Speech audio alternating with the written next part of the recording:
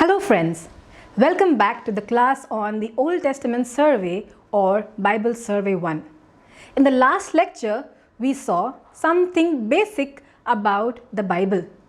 In this lecture, we will look at how the Bible came into existence and its structure. We will first look at the structure of the Old Testament and then the structure of the New Testament. Let us take a look at the structure of the Old Testament first.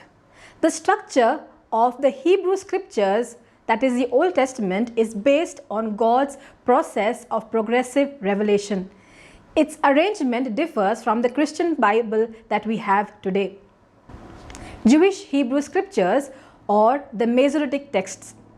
Jews initially accepted 24 books, but later they accepted 39 books as their scriptures. These were sacred texts, hence handled with special care. They were divided into three parts: the Torah or the law, the Nebiim or the prophets, and the Ketubim or the writings. The law, which is Torah, it is the section of the first 5 books of the Old Testament. In Hebrew, they were called Torah, which means teachings. They are also called Pentateuch in Greek, which means 5 scrolls. These include the books of Genesis, Exodus, Leviticus, Numbers, and Deuteronomy. These books were traditionally believed to have been written by Moses. They were very ancient as they were accepted by the Samaritans also. The second section is the Nebiim or the prophets. This was the largest part of the Hebrew scriptures. This was called Nebiim in Hebrew. This was divided into 2 parts: the former prophets, which had books from Joshua to Kings, and the latter prophets, which were books from Isaiah to Malachi.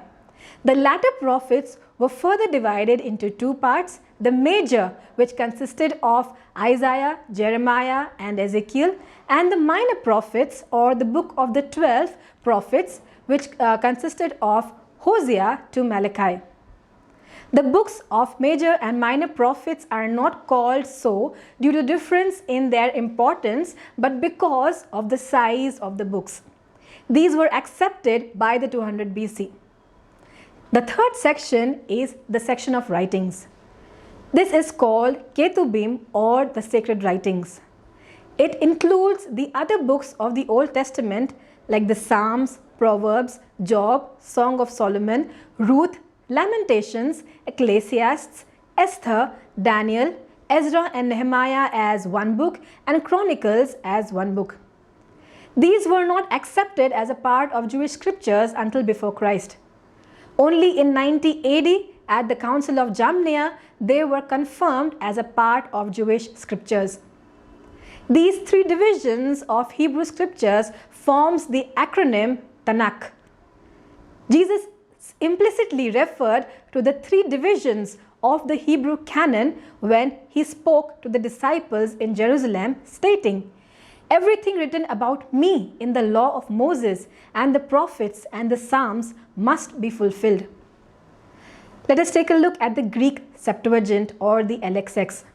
The Greek Septuagint is a translation of the Hebrew Old Testament into Koine Greek. The translators of the Septuagint in the 3rd century took a different approach to the arrangement of the Old Testament books. They used a Hellenistic approach according to the Greek genre of law, history, poetry, and wisdom, major and minor prophets. Let us look at the changed structure. It was classified into 5 parts: the law, history, poetry, major prophets, and the minor prophets. The books of the law were Genesis, Exodus, Leviticus, Numbers, and Deuteronomy.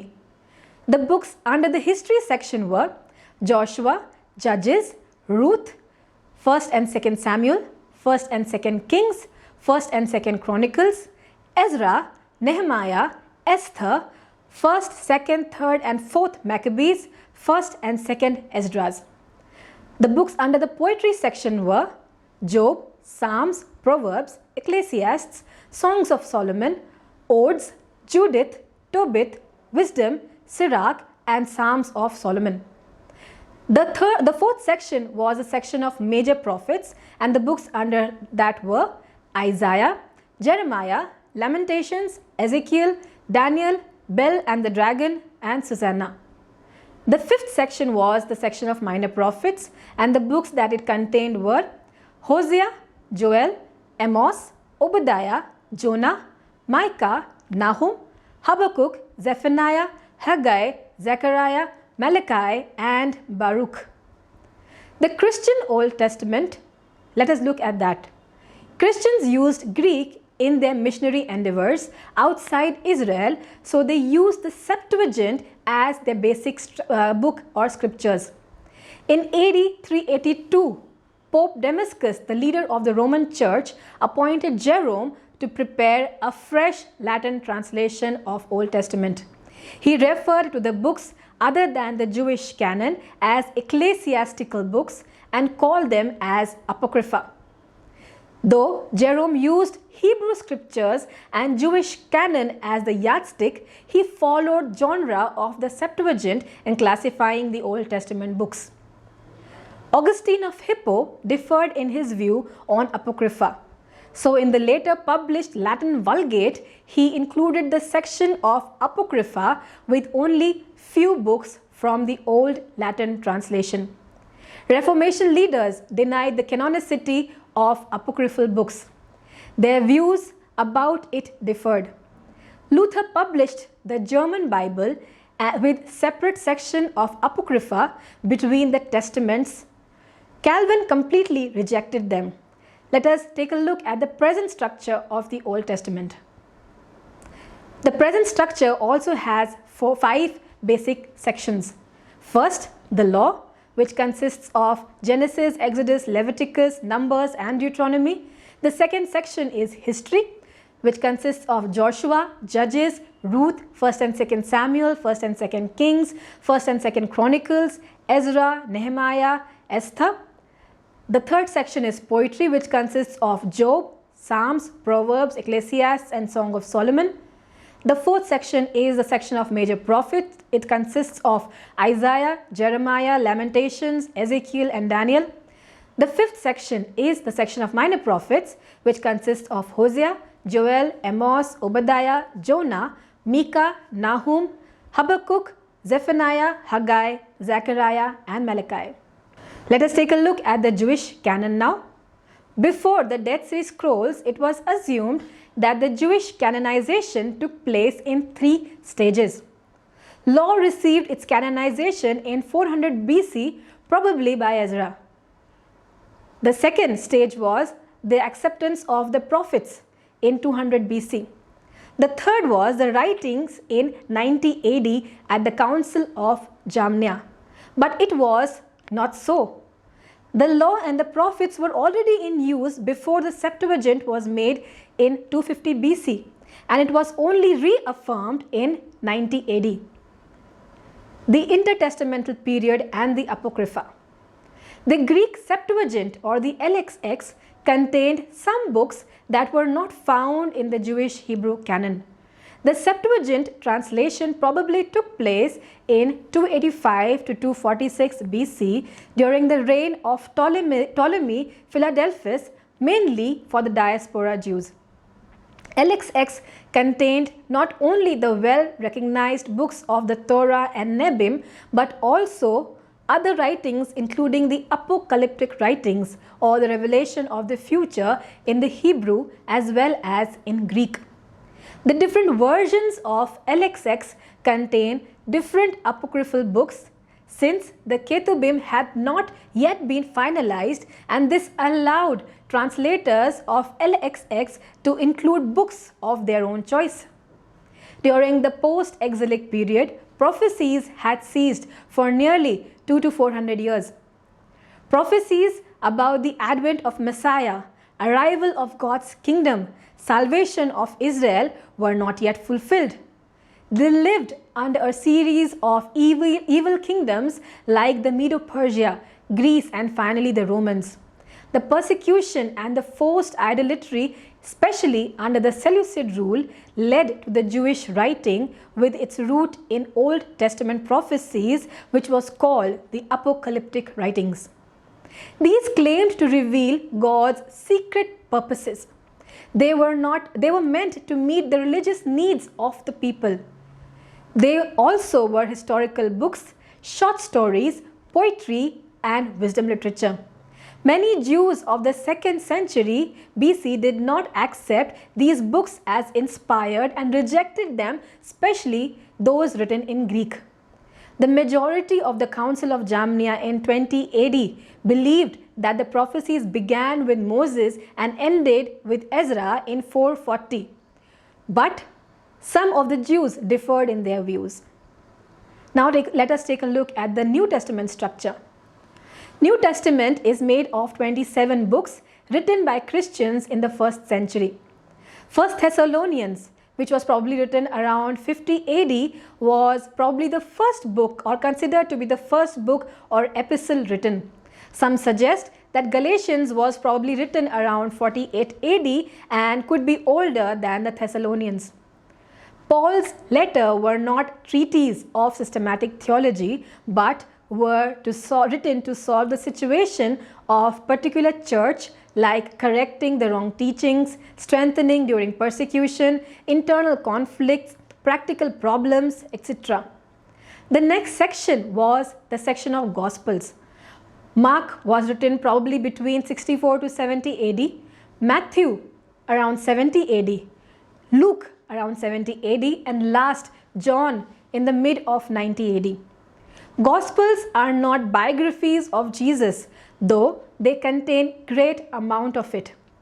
They were written by convinced believers of Christ to share their faith with the others. The general epistles were probably written between the 60 and the 95 AD. Revelation, the last book, was probably written between 90 to 95 AD by Apostle John during the reign of Emperor Domitian, when he was exiled in the Patmos island. The original autographs of the books are not available, but we do have many ancient copies of fragments. The arrangement of the books in the New Testament is not chronological, but according to the genre, starting with the historical, followed by the epistles or letters, and ending with Revelation. Now let us take a look into the structure of the New Testament books.